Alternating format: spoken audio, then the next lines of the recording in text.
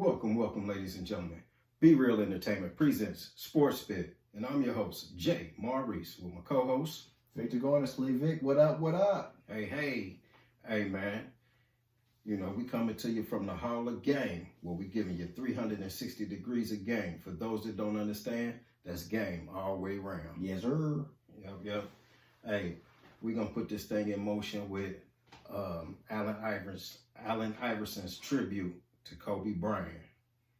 It was originally published on Mamba Day, August 24th, 2020, some odd 8 months after he passed, 7 months after he passed. And Reese just hit me with this, and this is my first time seeing it when Reese sent it to me. Mm-hmm. So we gonna play this for y'all, and then we gonna react and give our thoughts on it. All right. This is the tribute. This is going to be tough, but I need to get this off my chest. Everybody clear out for me and Kobe. Clear the paint for Chuck and Kobe one last time. Kobe Bean Bryant, my guy. The first time I saw you playing against Black Jesus, you were 18 years old. I knew you were a killer. That's when I realized you were going to be a legend in this game. You were going hard at Michael Jordan that night. No fear whatsoever. I mean, I knew from passing you in traffic over the years that you were a dog.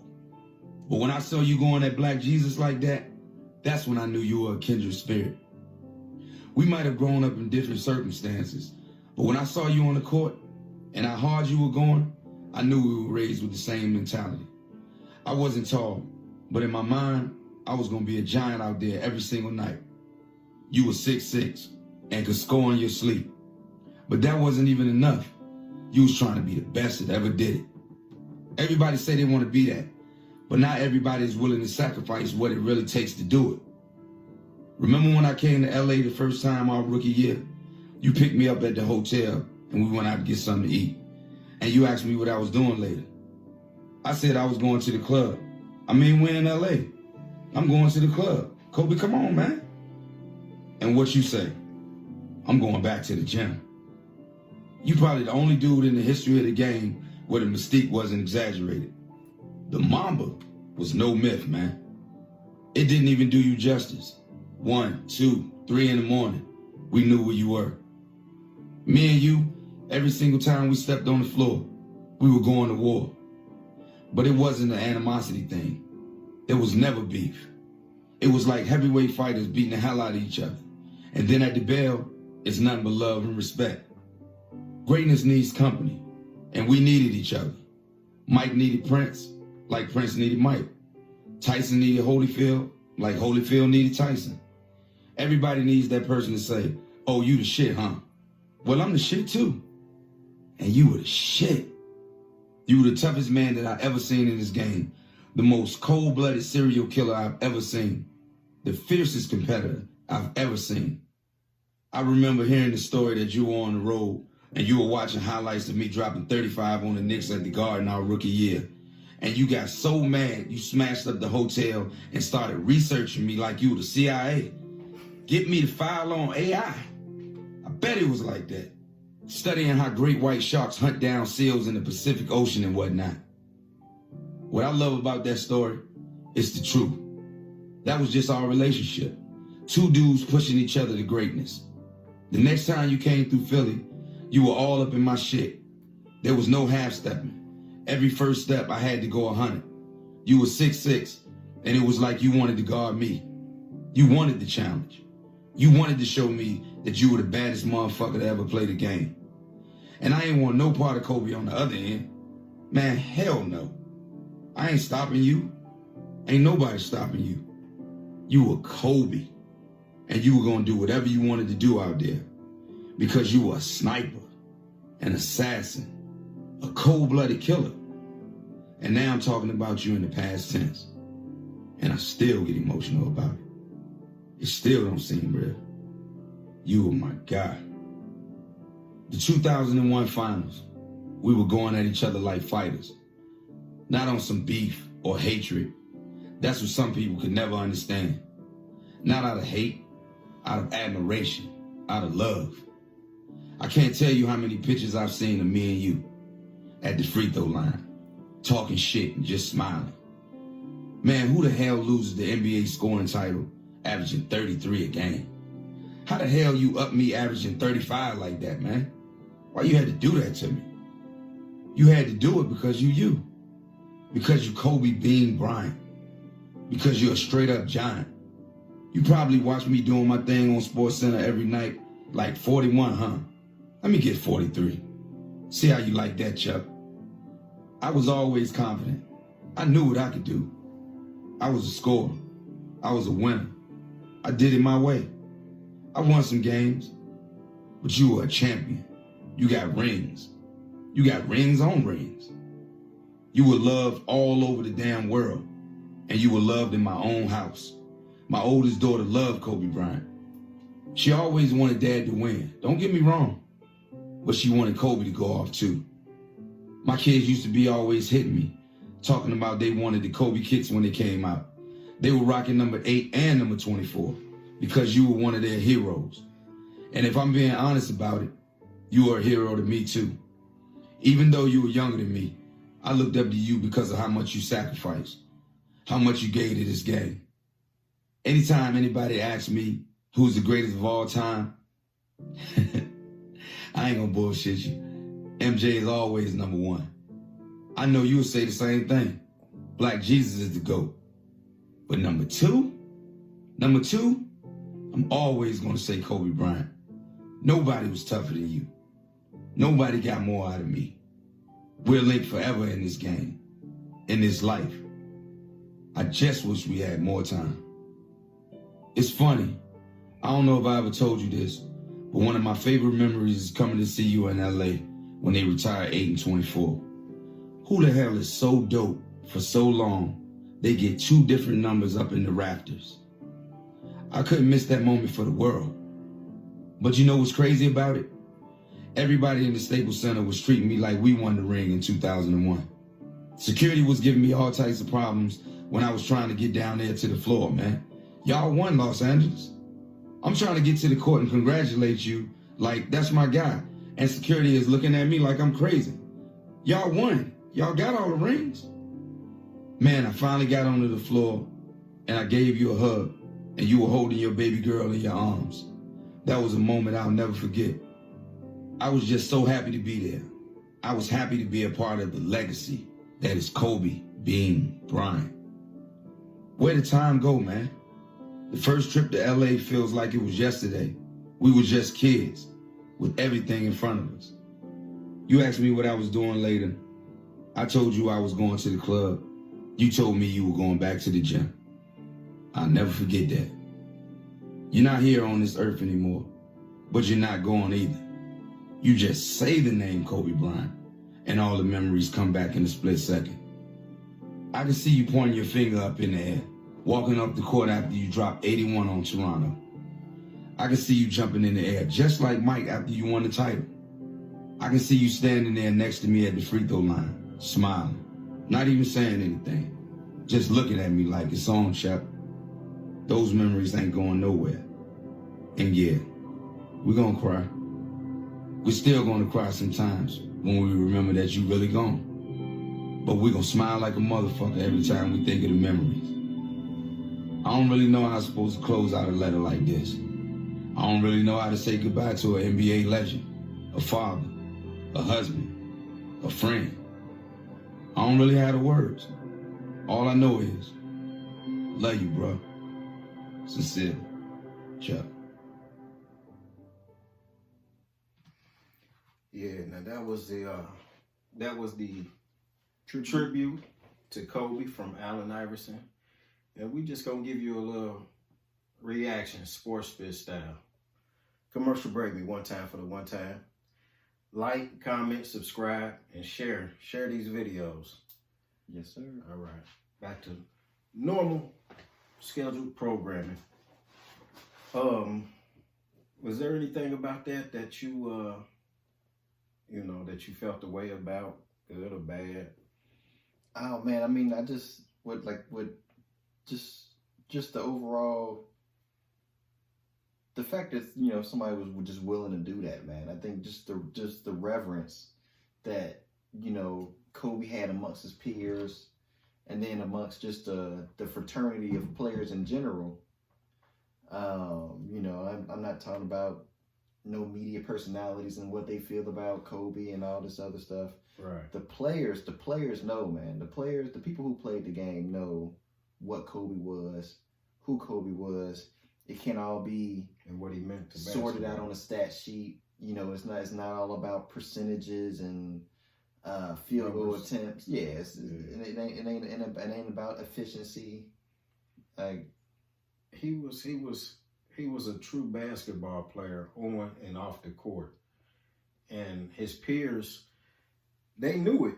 They knew it because they knew Kobe wasn't going clubbing. They knew he wasn't out there with Shaq and the rest of the Lakers. He was in the gym, or he was back at the hotel studying film on the next opponent, on whoever that he, was deemed to be good at that time, like the Tracy McGrady's and the Allen Iversons. Mm-hmm. Kobe was studying them guys. He wasn't back clubbing while everybody else drinking and stuff like that.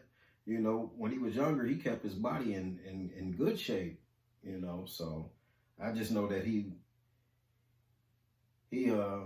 took the game serious. Oh yeah, definitely. He took it 100%, 110% seriously. More serious than probably anybody ever in the history of the league, man. I mean, Phil Jackson said that Kobe was the hardest working player he ever had, and he said, I remember him saying this in an interview. He was saying, like, now I know Mike is he probably see this interview and he probably be like, bullshitting. He don't work harder than me, but he's like, Kobe works harder. he worked harder, man. He's the hardest working player I've ever had. Right. And so, I just think, just his dedication is just a personification of, when people talk about getting the most out of the talent that God gave him. Mm-hmm. Like, I don't think, nobody's done that better than Kobe. Yeah, I didn't know that Allen and Kobe was good friends like that, and that kind of shocked me or surprised me. But they didn't have no beef.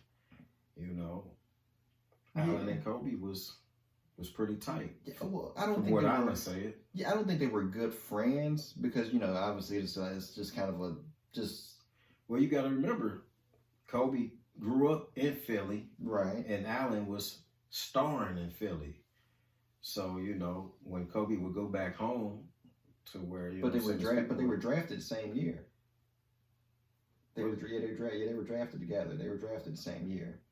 So so that'll make them even more tighter because they probably in them draft rooms. That's kick it. Right. Well, that's what I'm saying. Well, that's kind of what I was about to say to my point. Like, I think just Iverson and Kobe were close through just kind of, I wouldn't, like Kobe said, I mean, like Iverson said, Kobe wasn't going to the club with him. Mm-hmm. He was like, all right, you going this way, I'm going that way. All right, I just think it just speaks to their respect for each other. Much respect. And they were, I don't know how close they were, like, personally, but they were close because they were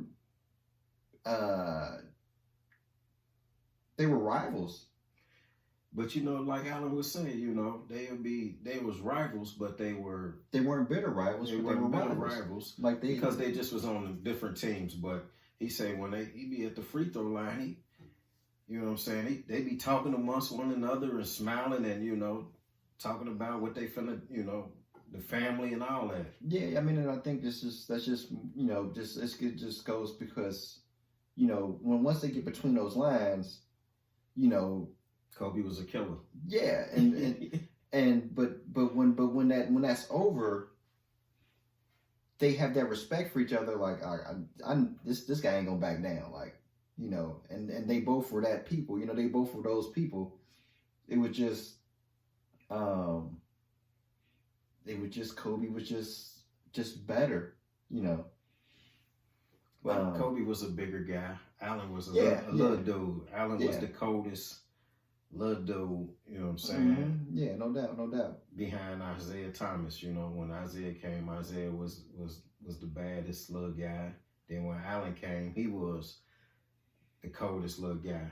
Yeah, and I think they were like you were saying, like I think they were more like kind of like this is gonna date me a little bit, but they were like kind of like Ken and Ryu or Sub-Zero and Scorpion. Well, Sub-Zero and Scorpion were kind of a little different, but like. Who the hell is Ken and Ryu? Oh, Street Fighter, man. Oh, damn. Like I didn't play that. I played Mortal Kombat. Oh, okay. I said Sub-Zero Scorpion, but but their beef was a little different than Kobe and than Iverson. They didn't really have beef. I'm like, who the hell is Ken and Ryu? where we at? But like I think that competition made them close though. Like I think they got close because of the competition. And I think that kind of came probably as time went on. Like, I'm sure they weren't calling and texting each other when Kobe was tearing up his hotel room that Iverson just went off at 35. Like, I'm sure that wasn't the case. Like I said, I think just them pushing each other and them having that mutual respect for each other is where that bond was created. Yeah. I definitely think that they pushed each other. You know what I'm saying? Like Allen said, he was leading the East with 33 points per game, and Kobe came out and led the whole NBA with 35 points per game. Mm-hmm. You know, so hey, they definitely pushed each other. That goes to show. Do you have any like special memories of Kobe? Oh, I mean, well, like my favorite memories of Kobe are like just like his career memories. That Phoenix series when he was hitting those jumpers over Grant Hill at the end of the game, tapped Alvin Gentry on the tail. Okay. Great memories.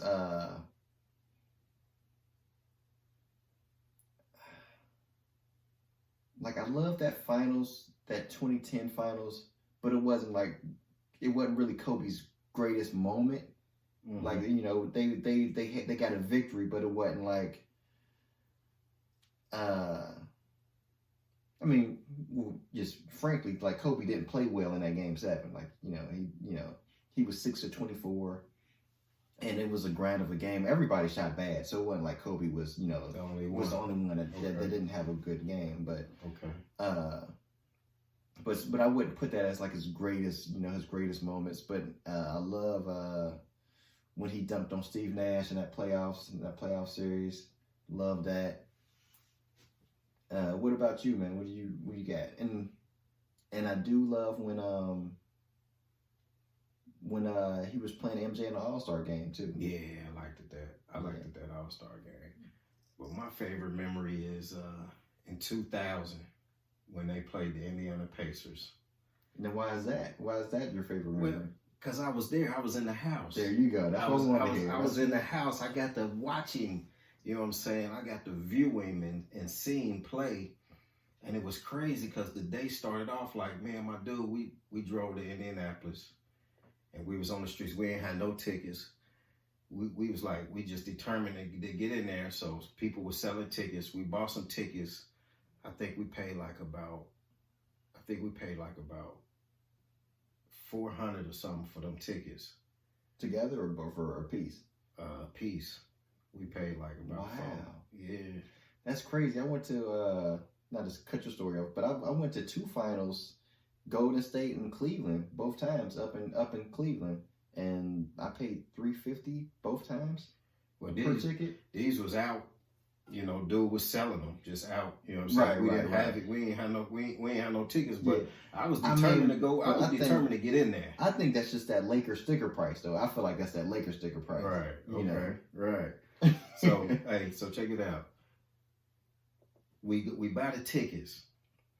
We go to the gate to try to get in, and they hit us with the thing with the wand. With the the little bar scan, the barcode scan.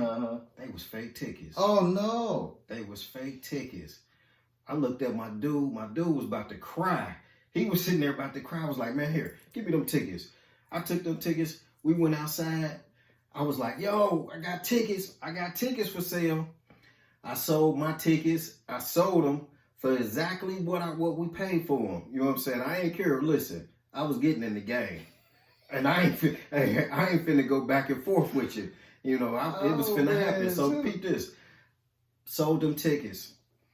Went around the corner. Somebody else was selling tickets. I bought them tickets. And then I had somebody else that already had tickets. I was like, let me see them tickets to make sure, because we wasn't finna do that again. You know what I'm saying? Because we was in line and everything, and you know what I'm saying? They hit us with the, like, nah, these ain't real. So I compared the tickets. Tickets they matched up. We went on in, and look, we riding up the escalator, and I happened to look down, and I see the dude that I sold the tickets to, he was going through the wine. He was going through it, and they was like, nah, them tickets ain't no good. So I tried to, like, ease on in with the crowd, like, you know, we going up the escalator. So we got in, man, and, you know, I got to watch Kobe and Shaq play together. And the Lakers won that game. Shaq fouled out that game in the fourth quarter, and Kobe took over, man. I got to see Kobe just be Kobe, number 8, just do what he do. Like, it was this Kobe right there. And he was doing it, man. I mean, I got to see it firsthand. And it was like, in Indiana, you know, it was like a lot of white people. I ain't gonna lie. Well, I mean, it is Indiana. And it was like me and my dude, it seemed like we was the only black people in that section. And it was like when Indiana would do something, you know, they would cheer and cheer. Mm-hmm. And then when the Lakers would do something, they would get quiet. Mm-hmm. And I stand up and be the only one like, yeah, go. You know what I'm saying? And everybody would look at me like, and I'd be like, yeah, what?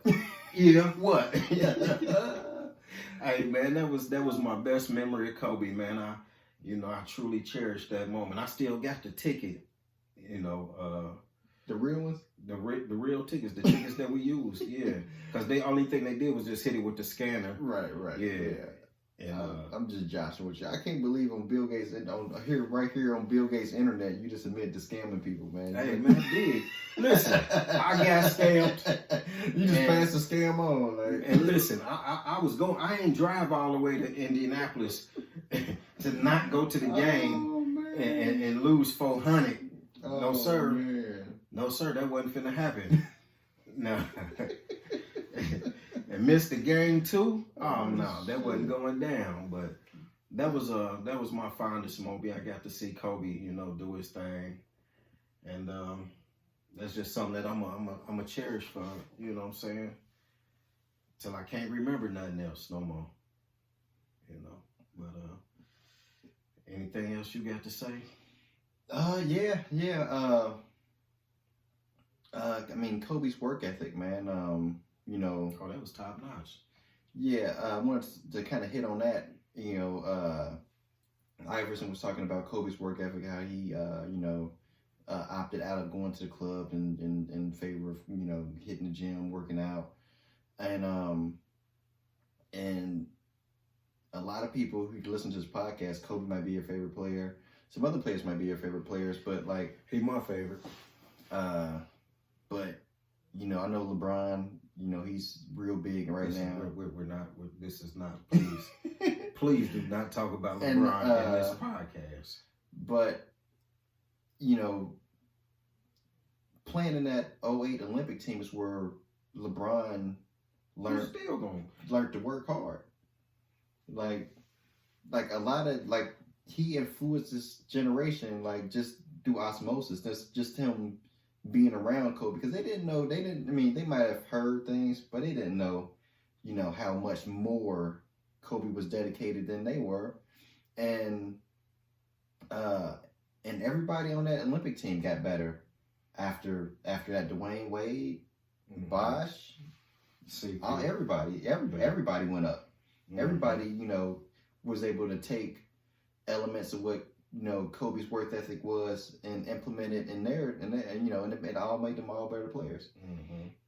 And something else about Kobe that I don't really see now in today's game is when I heard, Iverson was talking about how Kobe took it as a personal challenge to try to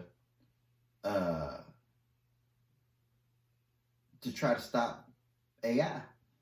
Mm-hmm. And he was, and Kobe, he was like, I can't do nothing with Kobe on the other end. Like, Kobe wanted to dominate you on both ends of the court. Yeah. He didn't just want to get 50.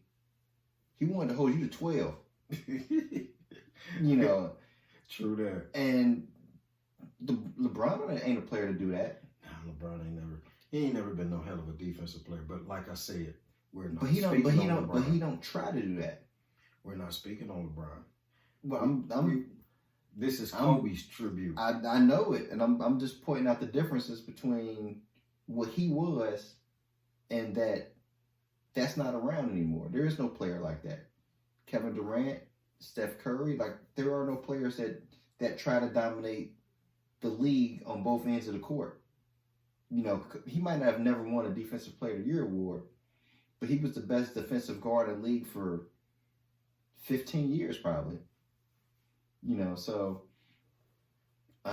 he made all defensive team though. Yeah, he got more. Him and KG's got the most all defensive teams of all time. Right.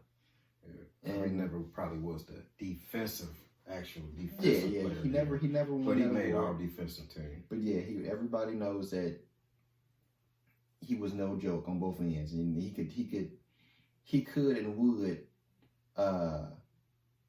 impact the game on both ends of that court. Mm-hmm. And so, it's just, I would like to see players like that. And the only people I can think of that might be like that are players that are just kind of like Wemby, just got all the tools to dominate on both ends anyway. Like he ain't got to do nothing special. Seen, yeah, right. I mean, but he is trying to be dominant on the defensive end of the court. He's not going to go get. He's not going to, at least not this year. He's not averaging 30 points a game. That's not what's going. I mean, he might have that in his bag down the road, but yeah, man. It's just those players don't exist no more, man. Like MJ, Kobe. Maybe Kareem was someone who tried to dominate. Like, I didn't see Kareem. So I don't, I know he won defensive. Did he win defensive player of the year? I know he blocked a lot of shots. I don't even think they had defensive player of the year then. Really? Okay. Yeah. But I know he impacted the game on both ends of the court. Mm-hmm. And it's just not a lot of players like that no more. Yeah, man. I'd be hard pressed to come up with a name of a person who affected both ends of the court. A great two-way player. Like Kobe. Yeah. Both ends. At a high level. Yeah. Now, the closest you probably come would be Kawhi. But he's not holding people to, he's not. Young Kawhi. Kawhi, probably. Yeah. This Kawhi is a little different, yeah. With all the injuries and the age, slowing him down. But, yeah, Kawhi, and he's literally known as, he made his bones on defense, as you would say, being a defensive player, first and foremost, when he was with that Spurs team with Duncan. Right. And Manu and Tommy. Yeah, exactly. Right. Yeah. You got anything else that stood out for you, man? Nah, that's it, man. Just that Kobe was great. And I call him Kobe the Great. The greatest. To me. Kobe the Great. And, I said what I said, and I meant what I said. Yeah. And I ain't fenced to go back and forth with you. Like it or not. You know what I'm saying? Kobe was great. And this is what it is. And this is what we do when we throw. Peace. Like, comment, subscribe, and share. Share this with somebody. Yes, sir.